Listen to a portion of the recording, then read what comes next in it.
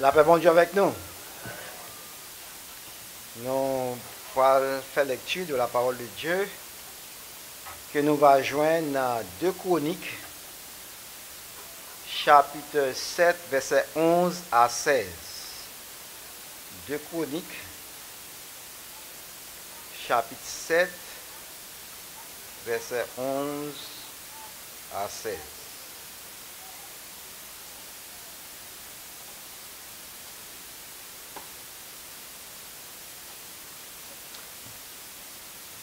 Lorsque Salomon eut achevé la maison de l'Éternel et la maison du roi,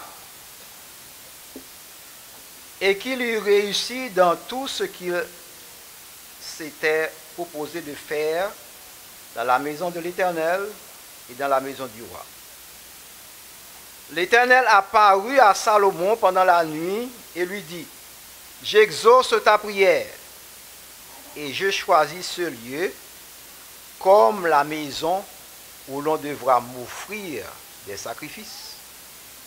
Quand je fermerai le ciel et qu'il n'y aura point de pluie, et quand j'ordonnerai aux sauterelles de consumer le pays, et quand j'enverrai la peste parmi mon peuple, si mon peuple, sur qui est invoqué mon nom, s'humilie, prie et cherche ma face, et s'il se détourne de ses mauvaises voies, je l'exaucerai des cieux et je lui pardonnerai son péché et je guérirai son pays. Donc, verset 16. Maintenant, je choisis et je sanctifie cette maison pour que mon nom y réside à jamais. Et j'aurai toujours là mes yeux et mon cœur. Que le Seigneur a béni lecture ça pour édification d'âme chacun de nous.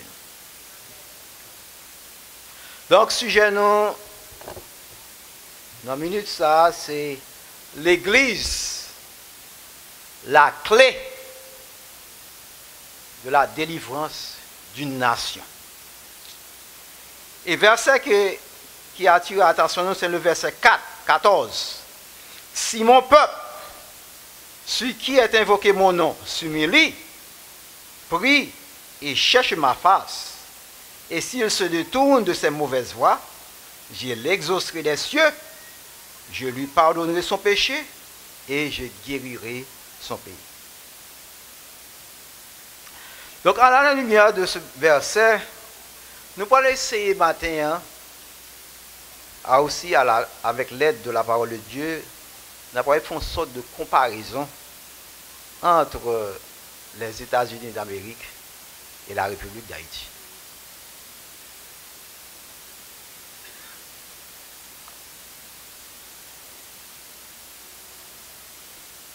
« 18 mai 1803, 18 mai 2014, ça fait déjà 211 ans depuis création du premier drapeau haïtien à la Caille. Drapeau ça, il y a un pile histoire, il passé en pile péripéties, changement de position, changement de couleur. Mais drapeau ça que nous gagnons là, il consistait de 2 barres horizontaux, bleu par-dessus, rouge. Bleu a représenté les Haïtiens noirs, et tandis que rouge là a représenté les mulattes. Trophée d'âme que nous avons dans le drapeau, il indiquait que les noirs et les mulattes sont prêts pour défendre la liberté. Et devise qui dans le drapeau ça, l'union fait la force, qui signifie dans l'unité, nous sommes forts. L'observation du 18 mai, la fête du drapeau, est devenue un symbole de fierté, d'unité et de liberté individuelle. En commémorant le 18 mai, Nous pensons à Jean-Jacques Dessalines, à Henri Christophe, à Alexandre Pétion, qui était créé le drapeau bicolore, ça, bleu-rouge, pour combattre le colonialisme et pour prendre libre, pour prendre nous libres à jamais. En fêtant le 18 mai, nous voulons penser à Haïtiens en Haïti qui étaient perdus durant le tremblement de terre de 12 janvier 2010 par an et qui continuent à travailler très dur pour reconstruire le pays. Chantons ensemble. Pour le drapeau, pour la patrie. Mourir est beau, mourir est beau. Notre passé nous crie, ayez l'âme aguerrie. Mourir est beau, mourir est beau. Pour le drapeau, pour la patrie. Mourir, mourir, mourir est beau. Pour le drapeau, pour la patrie. Maintenant, on nous revient à ce sujet. L'Église, la clé de la délivrance d'une nation. Comme nous sommes dit tout à l'heure, nous pourrons établir une sorte de parallèle entre les États-Unis d'Amérique et la République d'Haïti. Dans le verset que nous sommes liés, le verset de base, 2 Chroniques chapitre 7, verset 14, il dit, si mon peuple, sur qui est invoqué mon nom, s'humilie, prie et cherche ma face, et s'il se détourne de ses mauvaises voies, je l'exaucerai des cieux, je lui pardonnerai son péché et je guérirai son pays. Donc il est vrai que le verset 14, il parlait spécifiquement de la nation d'Israël. Mais il est aussi vrai que les chrétiens sont aussi le peuple de Dieu. Lorsque nous lisons 1 Pierre, chapitre 2, verset 9 et verset 10, mais qui ça la parole de Dieu nous dit? Vous, au contraire, vous êtes une race élue, un sacerdoce royal, une nation sainte, un peuple acquis, afin que vous annonciez les vertus de celui qui vous a appelé des ténèbres à son admirable lumière. Vous qui autrefois n'étiez pas un peuple et qui maintenant êtes le peuple de Dieu, vous qui n'avez pas obtenu miséricorde et qui maintenant avez obtenu miséricorde.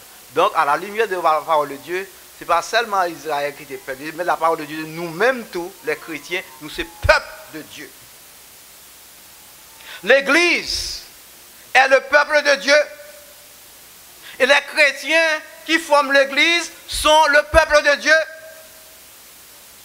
C'est pour ça que l'apôtre Paul écrit aux chrétiens de Corinthe, dans 2 Corinthiens chapitre 6, verset 16, quel rapport y a-t-il entre le temple de Dieu et les idoles? Car nous sommes le temple de Dieu vivant. Comme Dieu l'a dit, j'habiterai, je marcherai au milieu d'eux, je serai leur Dieu et ils seront mon peuple. Donc nous sommes le peuple de Dieu. Sans la force spirituelle, une nation pas bien force. Sans la force spirituelle, pas de force nationale. Si l'Église n'est pas forte, la nation non plus pas forte non plus. Et il n'y aura pas de réforme nationale si l'Église n'est pas sérieux dans le travail que bon Dieu a pour le faire. Est-ce que nous connaissons l'Église capable d'influencer une nation? Est-ce que nous connaissons l'Église capable d'influencer la loi qui a fait dans le pays?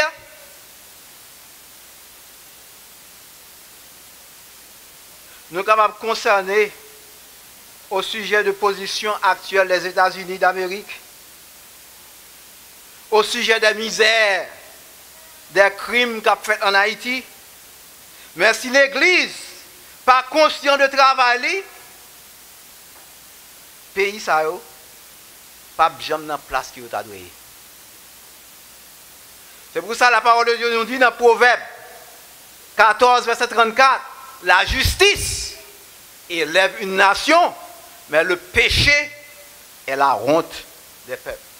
Et ça, quand même explique dans aujourd'hui, dans la position que les États-Unis, dans la position que le la descend, et dans la position que Haïti que la descend, nous avons réalisé pour qui ça. La parole de Dieu dit, la justice a élevé aux nations, mais le péché a fait honte des nations. Ça.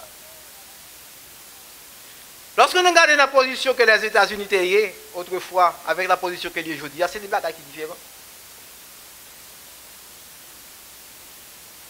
Par exemple, les fondateurs des États-Unis d'Amérique, c'était des chrétiens qui étaient. Ils ont une foi dans mon Dieu. Et même la constitution pays a reflété que mon Dieu a une foi dans mon Dieu. Et c'est ça qui fait la grandeur des États-Unis d'Amérique. La liberté, pour adorer le vrai Dieu, le créateur du ciel et de la terre. La liberté pour parler et la liberté pour rassembler. George Washington, le premier président des États-Unis, premier acte qu'elle t'a posé, libère c'est la Bible. Libo la Bible. Premier acte. Et après qu'elle finit de bercer la Bible, il a raconté qu'il a organisé un service d'adoration de 2 heures de temps dans la salle du Congrès. Et après le Congrès voté pour mettre Mossa dans dollar, en Dieu nous avons foi. In God we trust. En 1776, 11 colonies sur 13 demandaient, avant qu'une personne soit candidat pour un poste politique, il doit être un chrétien fervent, un chrétien pratiquant.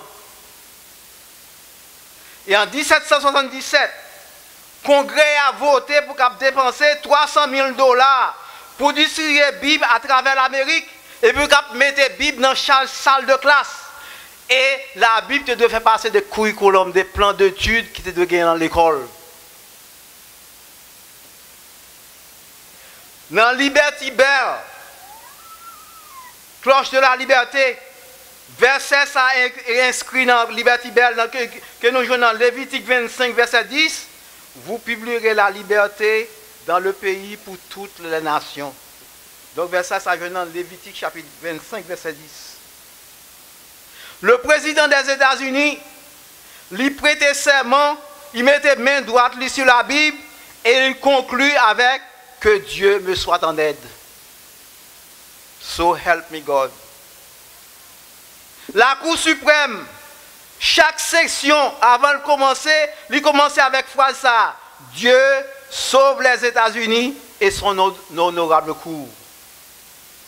Le premier vice-président des États-Unis et deuxième président des États-Unis, John Adams, écrit en 1798, notre constitution était faite seulement pour un peuple moral et religieux. Elle est totalement inadéquate à tout autre gouvernement. Theodore Roosevelt, le 26e président des États-Unis, écrit en 1917, en ce monde actuel, une communauté sans église, une communauté où les hommes ont abandonné, moqué ou ignoré leurs besoins religieux, est une communauté en déclin rapide. C'est une raison qui fait nous les États-Unis aujourd'hui à décliner. Parce que le peuple a venu irreligieux. Président Franklin Delano Roosevelt fit cette prière sur la radio nationale le jour J, avec le D-Day en anglais, le 6 juin 1944, lorsque les troupes prennent d'assaut les plages de Normandie en France. Mais prière qu'elle t'a fait sur la radio nationale, le président des États-Unis. Dieu Tout-Puissant, avec tes bénédictions, nous l'emporterons sur les forces profanes de nos ennemis. Aide-nous à conquérir les apôtres de cupidité et d'arrogance raciste. Conduis-nous pour le salut de notre pays. Que ta volonté soit faite, Dieu Tout-Puissant. Voici, prière des États-Unis. Le président des États sur la radio nationale que le monde entier attendait. Donc, quand nous savons le résultat qui s'est arrivé, donc il a remporté la victoire.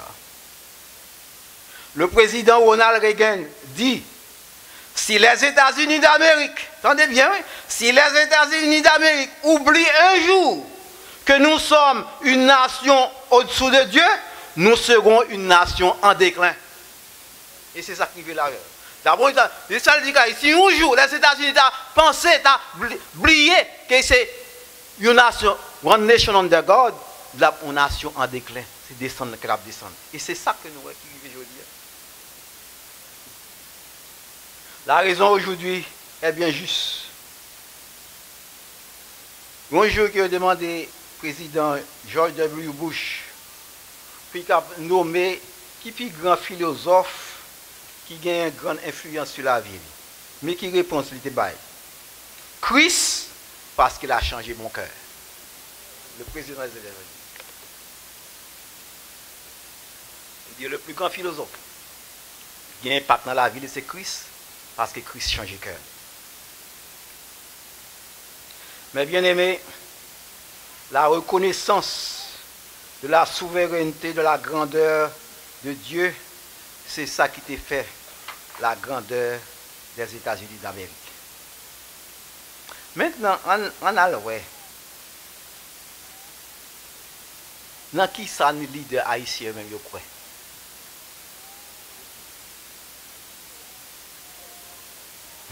Les leaders haïtiens, au contraire,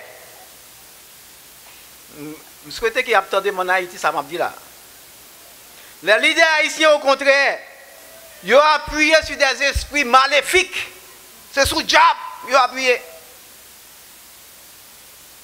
Et non sur le Dieu créateur du ciel et de la terre. Les politiciens haïtiens, ils ont attribué l'indépendance d'Haïti à la cérémonie du bracaillement.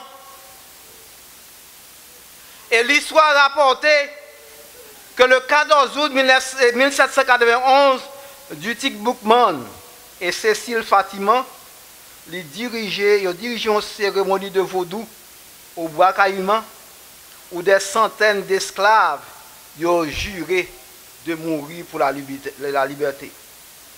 L'histoire rapportait qu'ils ont tué un gros cochon noir et tous participants ont brûlé 100 cochons. Ouais. Et dans la pratique populaire, je pense que Boukman, personne ne veut capable de blesser, personne ne veut capable de tuer dans n'importe quelle bataille. Mais l'histoire rapportée, le 22 août 1791, Boukman, Jean-François, Georges Biassou et Jeannot ont révolté et Boukman trouvé la mort. Et là, mais ce qui est sur appuyé, il est appuyé sur mauvais esprit, sur l'esprit basé dans la pratique populaire, il n'y a pas de penser Boukman, personne ne l'a tué, même si tu es dans la bataille, rien ne va faire, pas blessé, pas mourir, mais finalement, j'ai trouvé la mort. Mais finalement, le 18 novembre 1803, l'armée indigène, sous le commandement de Dessalines et Pétion, a remporté la victoire sur l'armée française à la bataille de Vertières. Depuis l'indépendance de 1803 jusqu'en 2004, Haïti est gouverné par une série de dictateurs féroces. Et aussi, Haïti subit une série de coups d'État sous coups d'État. Institutions violées, constitution violée. Il n'y a pas de respect pour les droits humains. Gouvernements, ce sont des gouvernements corrompus, des gouvernements immoraux.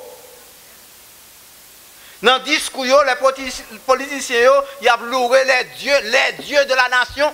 Ce n'est pas le Dieu créateur, les dieux de la nation. Au lieu d'adorer, ils ont loué le Dieu qui a créé le ciel là avec terre. Ils sont fiers d'être la première république nègre de l'hémisphère. Mais ils sont encore esclaves de Satan. Et malgré que devise nous que nous gagnons, l'union fait la force. C'est plutôt la haine, c'est plutôt jalousie, c'est plutôt désunion, c'est plutôt mépris.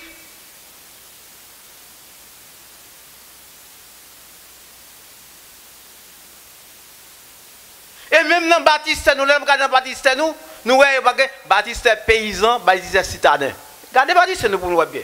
Les gens qui fait en dehors, pour remarquer Baptiste paysan, et les gens qui fait la ville, remarquer Baptiste citadin, ça veut dire les gens qui fait la ville. Même dans Baptiste, oui, il y a déjà classé. Qui qualité de gens qui mon la ville avec mon nom dehors. Il y a déjà fait distinction même dans Baptiste.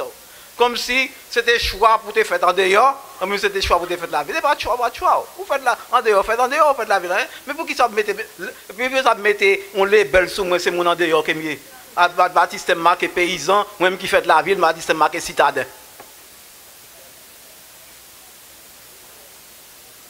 Car ça comme nous ça parce que moi-même m'a traduit Baptiste, moi tout bagaille. Monde qui fait la ville, monde qui fait en dehors.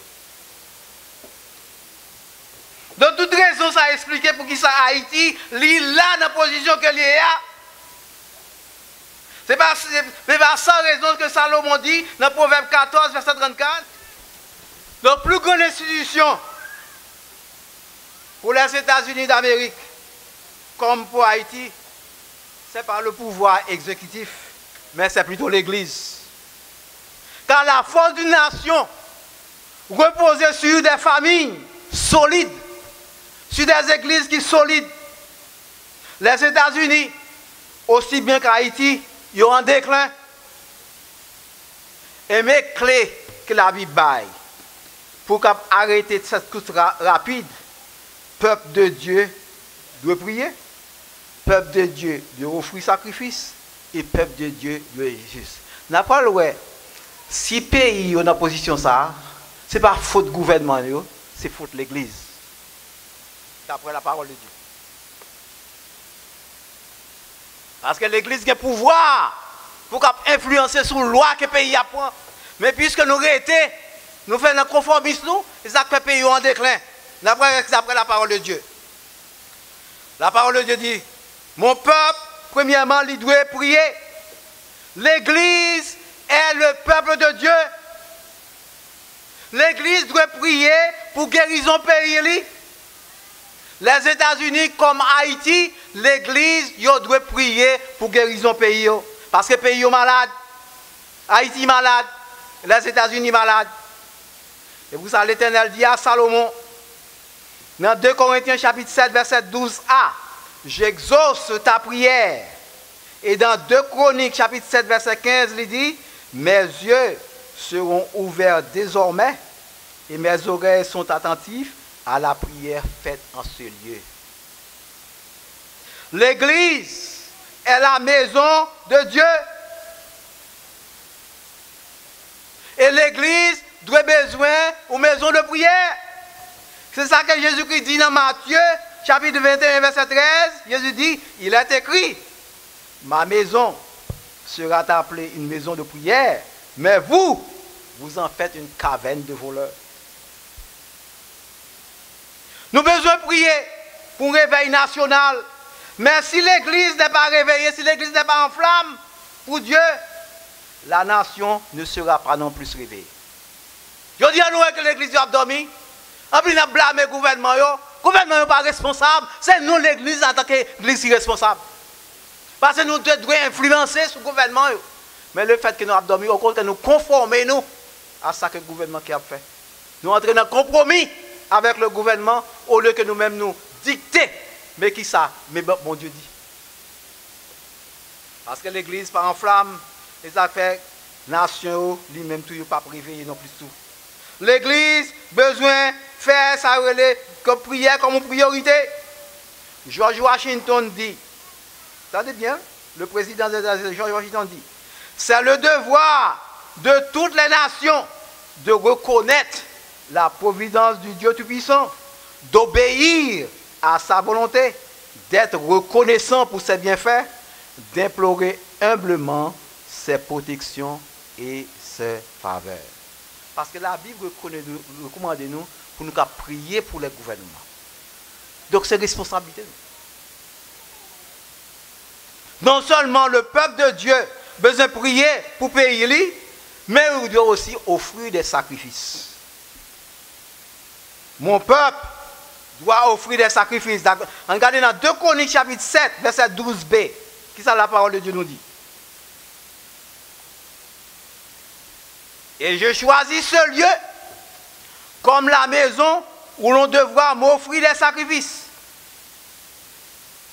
L'idée de sacrifice est perdue dans l'église. Je dis.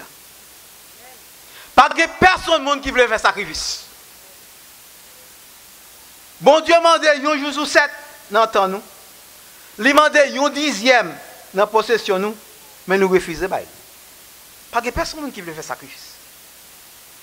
Nous plus concernés avec carrière nous. Nous plus concernés avec mode de vie nous. Nous plus concernés avec confort la caille nous. L'église presque pas intéressée nous encore. Nous pas de temps. M'occuper. Nous avons le travail. L'apôtre Paul dit dans Romains chapitre 12, verset 1er, offrez vos corps comme un sacrifice vivant, saint, agréable à Dieu, ce qui sera de votre part un culte raisonnable. Ouais, bon Dieu dit sacrifice ça que nous père, son sacrifice qui est raisonnable. Ça devient raisonnable, ça dit qu'il doit des raisons. Son sacrifice qui est suffisant, son sacrifice qui est convenable. Et les sacrifices spirituels, c'est temps, c'est talent, c'est l'argent. Parce que nous sommes maison spirituelle que nous y est. L'église, c'est une nation spirituelle que y est. Nous devons non seulement un peuple de prière, un peuple de sacrifice, mais nous devons également un peuple de justice. Donc mon peuple doit être juste. Le nom chrétien qu'on porte vient du Christ. Chrétien vient du Christ, le mot Christ. La Bible dit ça, puisque c'est pour porter nom, ça qu'on porte si mon peuple, ce qui est invoqué, mon nom, le mot chrétien qu'on porte son nom, c'est le nom Christ qu'on porte. Si vous milieu, si vous priez et vous cherchez face, qui ça la Bible dit, s'il doit détourner ses mauvaises voies, d'après 2 Chroniques 7, verset 14a. Si mon peuple, ce qui est invoqué mon nom, s'humilie, prie et cherche ma face, et s'il se détourne de ses mauvaises voies. On observe les mots que la Bible emploie pour décrire le peuple de Dieu. Le peuple de Dieu, premièrement, le peuple de Dieu doit être humble. Je dis à Noël, dans l'église, mon nom tellement. C'est orgueilleux. Orgueilleux. La Bible dit le peuple de Dieu doit être humble. Si par exemple, on va invoquer, la prière, la Bible dit ou pas humble, soit on va tout ça commandé, on va recevoir. Premièrement, le peuple de Dieu doit être humble. Ça veut dire que humilité qui s'abaisse volontairement. C'est le contraire de orgueilleux. Parce que la Bible dit Dieu résiste aux orgueilleux, mais il fait grâce aux hommes. Et le peuple de Dieu doit être un peuple de prière, doit prier. Le mot prier signifie, il va parler adorer, signifie adorer, il va pas adorer mon Dieu. Moi je dis dans l'église, c'est Bénézet de Wellberry. Ne pas prier. Tout dernièrement, j'étais très content de gagner une servante qui te dit pendant la semaine, la venue de 10h à 11h, la coupé porte la rue pour une venir prier. Ah, commencé 2-3 fois, mais après ça se finit parce que dans l'église de Bénézet de Well, c'est dit fait pas maï. Dit fait pas maï. Donc c'est vous. Après ça il mourit. Dit fait pas maï. Donc c'était une belle bagaille. Porte l'église arrêtée ouvrir puis pour nous venir pour nous prier. Mais il a commencé très bien, mais ça n'a pas fini. Dit fait pas maï. Donc troisièmement, le peuple de Dieu doit un peuple qui cherche mon Dieu. La Bible dit il y a un monde qui est intelligent, c'est un monde qui cherche bon Dieu, un monde qui ne peut pas chercher bon Dieu, ou pas un monde qui est intelligent. Mais je dis à nous plus à chercher l'argent, au lieu de chercher bon Dieu. La Bible dit nous pas intelligents. Et quatrièmement, le peuple de Dieu doit être un peuple qui est repentant. Ça veut dire détourner de cette mauvaise voie. Donc la justice, c'est la vie spirituelle. Salomon dit dans Proverbe 10, verset 11, la bouche du juste est une source de vie, mais la violence couvre la bouche des méchants. Donc la justice, c'est la plus grande priorité de la vie du peuple de Dieu. C'est pour ça que Jésus-Christ dit dans Matthieu chapitre 6, verset 33, cherchez premièrement le royaume de Dieu et la justice de Dieu. Lorsque le peuple de Dieu mettait la justice au second plan, il cessait d'influencer une nation. Et qu'est-ce que ça arrive aujourd'hui à l'église? L'église mettait la justice au deuxième plan. Donc, on ne peut pas influencer aucune nation. Parce qu'au contraire, même aujourd'hui, l'église est rentrée en compromis avec le gouvernement. Au lieu d'influencer le gouvernement, il est entré en compromis avec le gouvernement.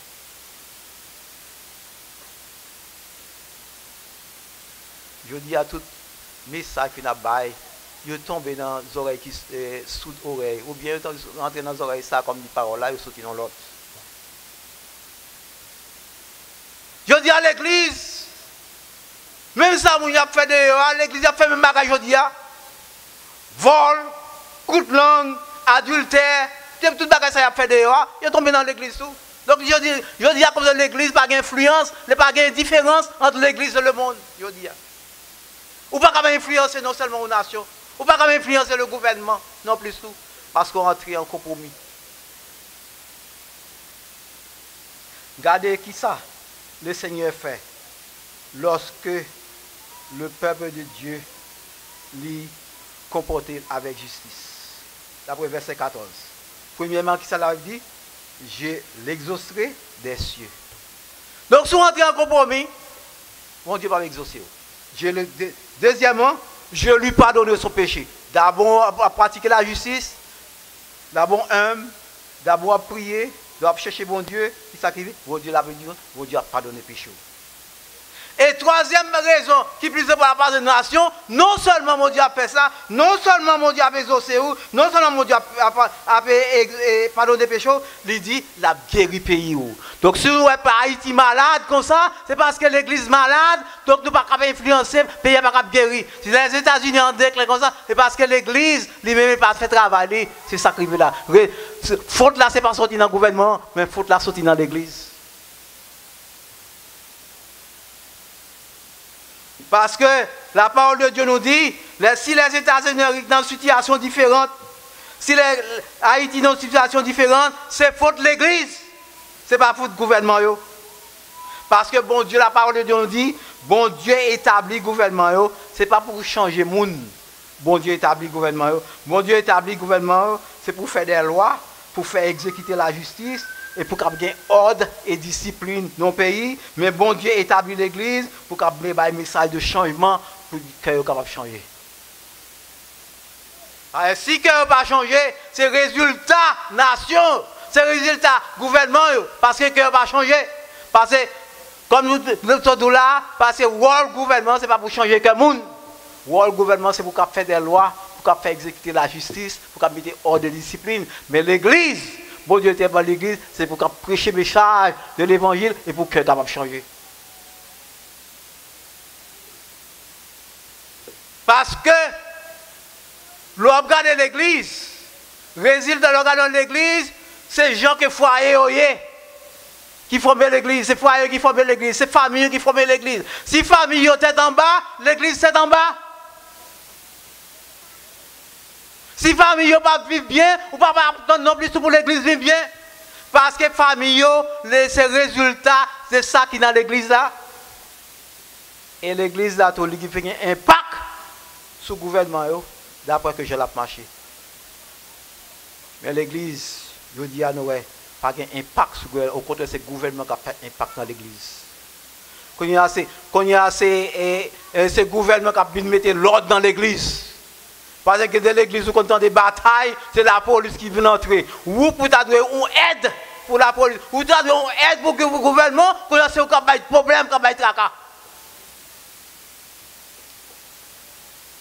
Parce que c'est un bagage qui est terrible.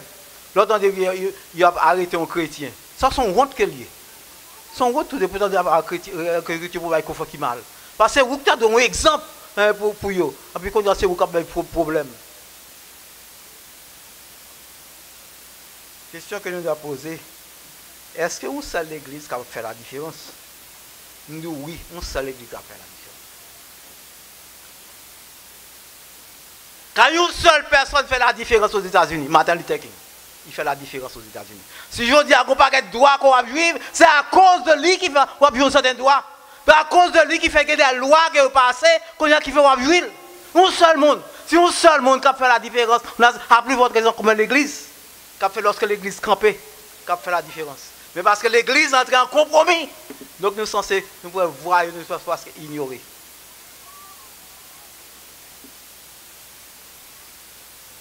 Car la parole de Dieu nous dit, une étincelle du feu qui a embrasé toute une forêt. Combat plus forte raison de l'église, qui a un impact sur une nation, sur un pays, capable de faire la différence. Mes ennemis, mes amis, mes chers chrétiens, en prêcher, en témoigner, en annoncer l'évangile de Jésus-Christ. Et nous allons voir pays, nous, comment il va sauver. Sauver Seigneur, béni notre cher Haïti. Petite nation, avant ce version. À Dieu consacre-toi. Fais de Jésus ton roi. Sauver Seigneur, béni notre cher Haïti. Que le Seigneur vous fasse la grâce.